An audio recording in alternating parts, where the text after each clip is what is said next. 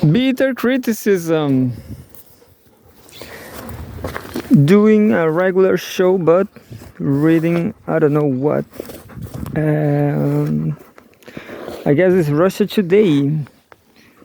Russia Today, right till the end. Uh, uh,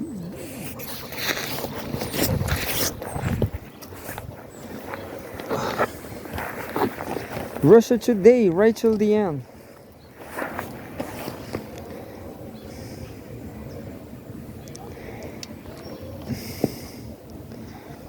I guess there's no rhyme there. Russia Today, right till the end. Anyway, this is June 6 or 6 or 7, I don't remember. Let's see. Kiev sends the living to die, but won't accept its dead.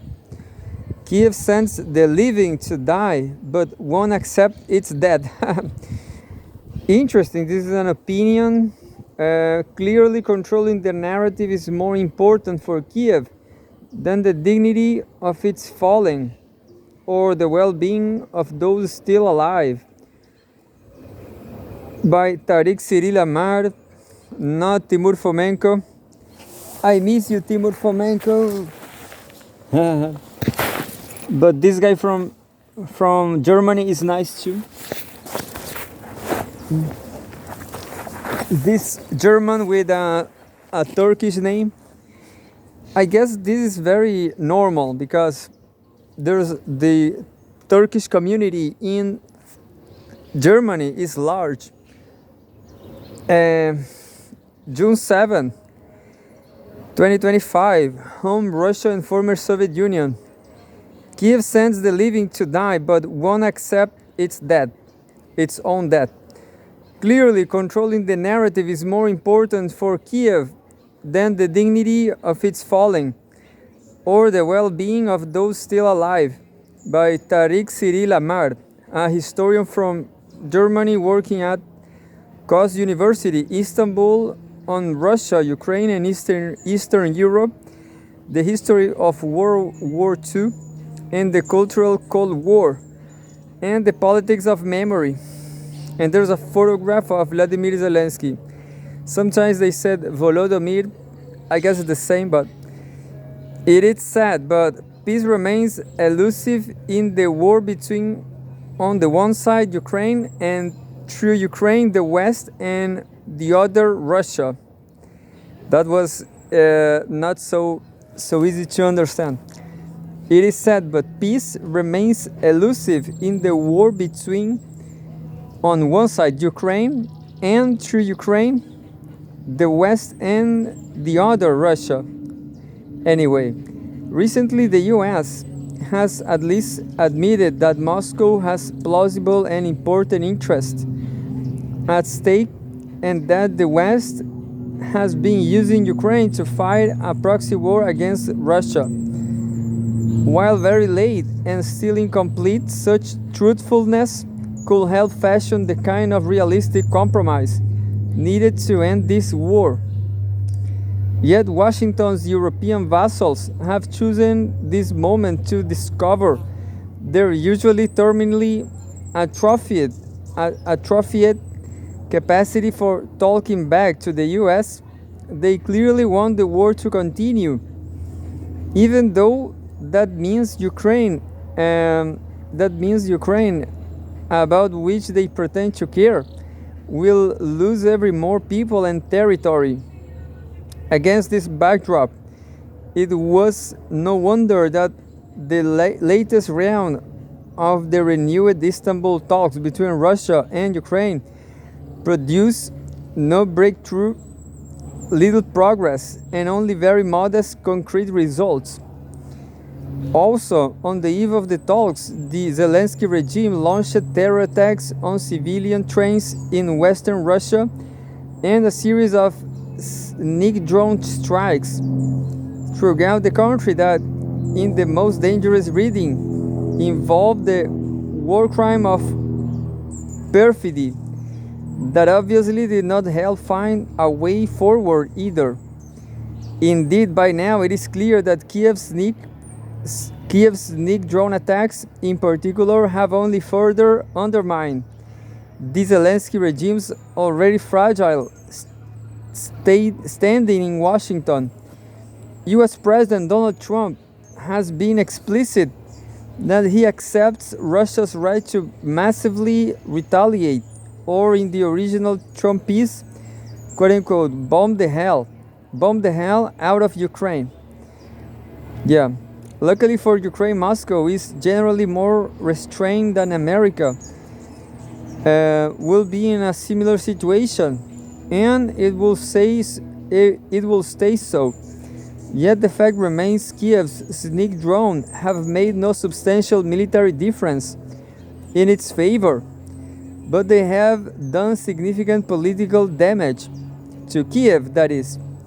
Regarding the Istanbul talks, it is likely that these assaults were meant to torpedo them, yet Moscow did not fall for that rather transparent play.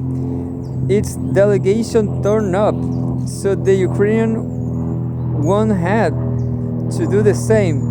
In addition, Russia ended this round of negotiations with several goodwill gestures, including an agreement to exchange POWs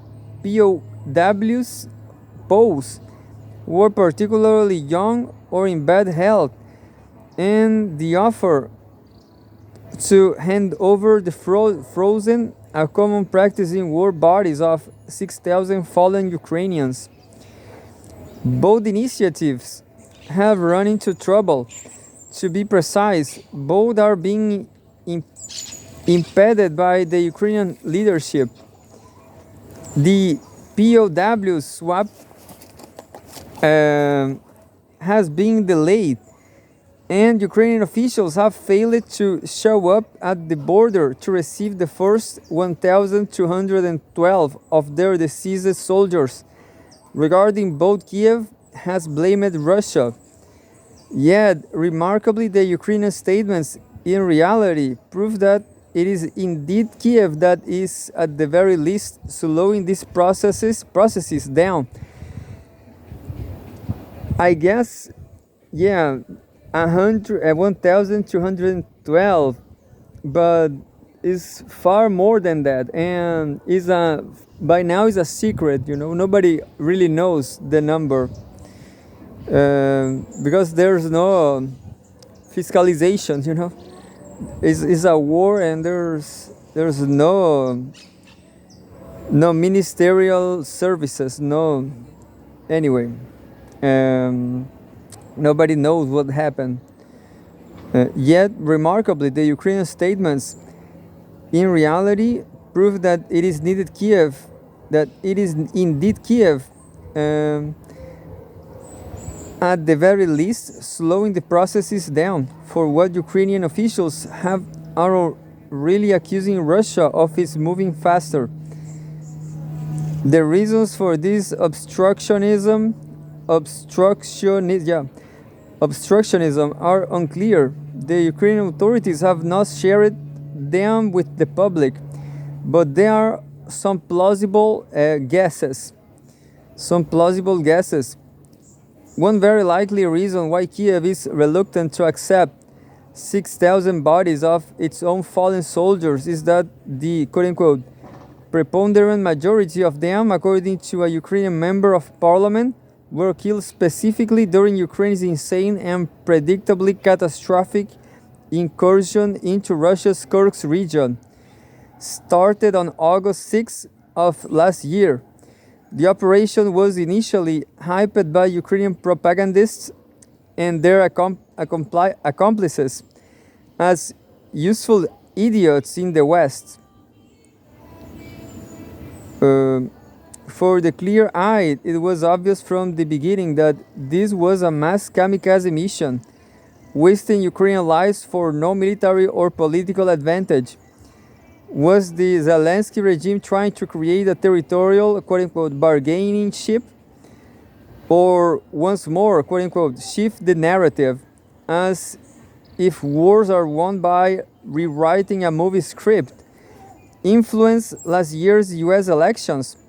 prepare for a possible victory by then presidential candidate Donald Trump. All of the above, we don't know. What we do know is that nothing Kiev may have fantasized about has worked. Indeed, by now the Kursk fiasco has only made Kiev's situation worse.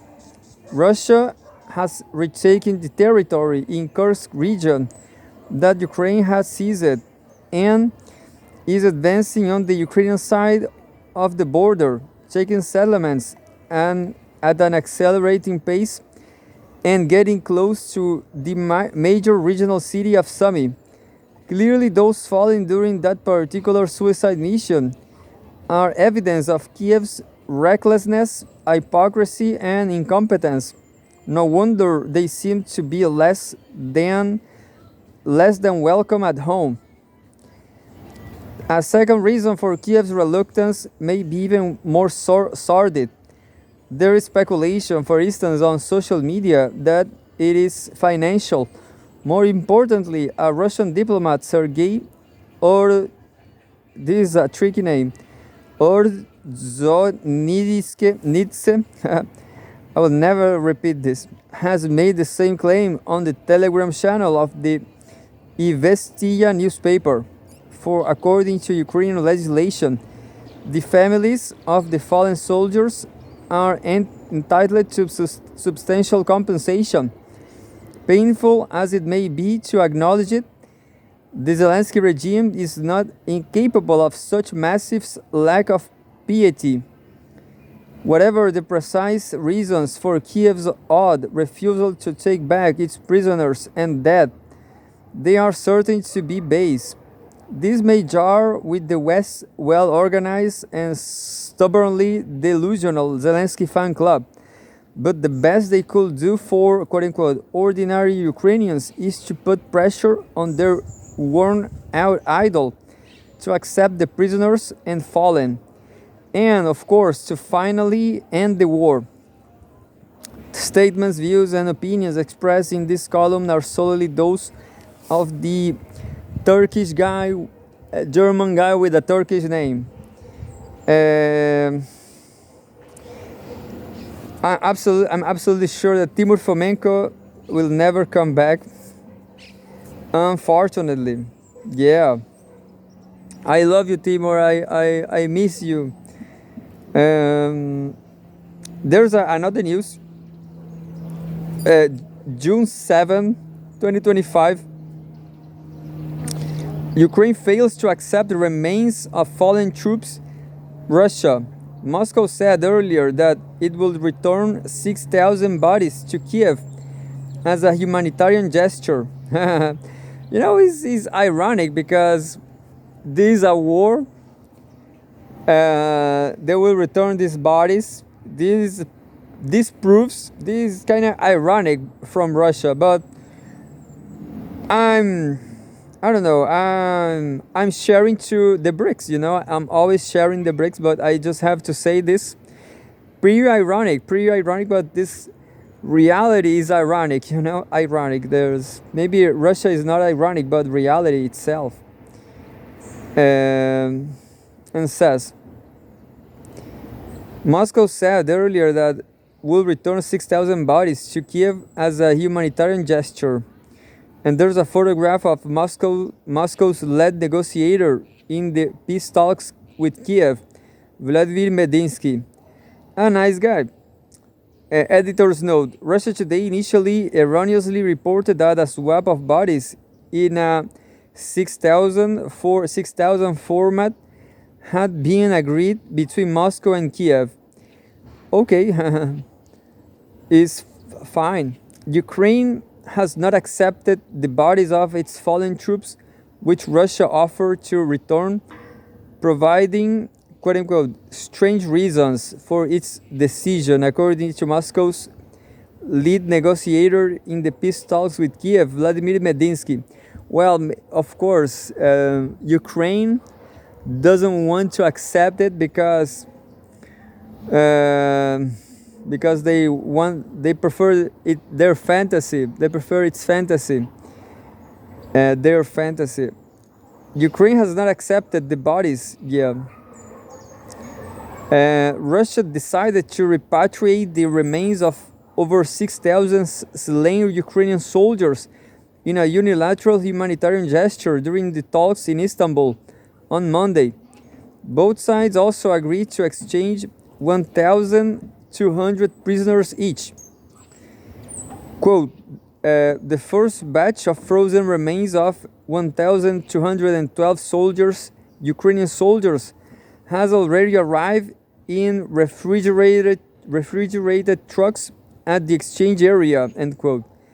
On the border between the two countries, he said, quote, the rest are on their way, the negotiator added. Kiev has also been handed a list of 640 heavily wounded and younger prisoners held by Moscow, so that they may be exchanged as well, according to Medinsky. Quote, the contact group of the Russian Ministry of Defense is on the border with Ukraine. However, the Ukrainian side unexpectedly postponed both the acceptance of bodies and the exchange of prisoners of war for an indefinite period, end quote, he wrote. According to the Russian negotiator, the Ukrainian team, quote, did not even arrive at the exchange site, end quote. The reasons Kiev provided to justify its decision are, quote, are various and rather strange, end quote, he said without elaborating. Quote, we call on Kiev to strictly adhere to the schedule and all agreements that had been reached, and to immediately begin the exchange, end quote, so that the wounded could return home and the dead receive a proper burial, Medinsky urged. Moscow's team is on site and, quote unquote, fully ready to work, he reiterated, adding that, quote, Russia always keeps its word. Yeah, so I'm going to read just one or two. There's a video shows Russian soldiers taking down Ukrainian drone with scissors. What? With scissors. Video shows Russian soldiers taking down Ukrainian drone with scissors. Fiber optic UAVs are immune to electronic warfare as they maintain a direct link with the pilot via a cable. And there's a fiber optic control drone. I don't understand. Looks like there's a cable. A fiber optic control drone, a fiber optic. So I don't understand how. Yeah, with scissors, of course. Russian soldiers have, but why? How this drone works? Where's the why? How it works? How long is this fiber optic control? This cable. Russian soldiers have purportedly disabled a Ukrainian fiber optic drone using scissors, according to a video posted on the Telegram channel Voeni Osvedomitel military informant on Saturday.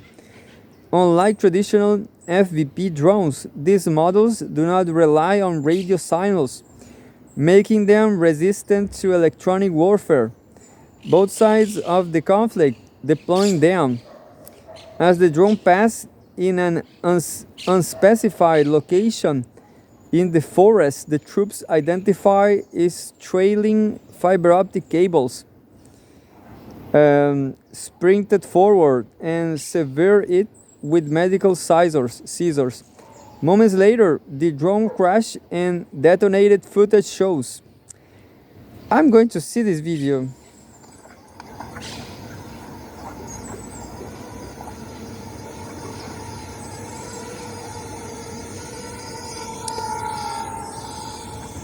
Pretty noisy drone.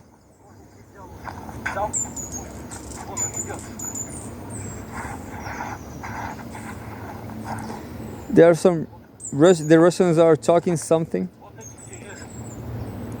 Yeah, It's a pretty big, yeah,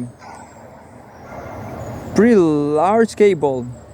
I still don't understand. I guess they just don't care about the cable. They have a lot of cable. Russia was forced to mass deploy these quote unquote invisible threat drones in mid 2024. The quote unquote Prince Vandal of Novgorod drone was developed by the Ush, Ush, Ushkuinik Scientific and Production Center in less than a year. The fiber optic FVP drone has caused substantial damage to NATO supplied equipment to Ukraine, with claims of up to 300 million in destroyed hardware, according to the head of Novgorod region, Andrei Nikitin. Interesting. The Times reported in May that Russia is beating Ukraine, quote unquote, in the drone race when it comes to both the production of unmanned aerial vehicles (UAVs) and their use on the battlefield. It pointed to the fiber optic drone types connected directly to their operators through a Gossamer thin fiber optic thread that makes them difficult to detect or intercept. Russian UAVs are, quote, altering the physical makeup of the front line, the tactics of the war, and the psychology of the soldiers fighting it, end quote, the outlet said.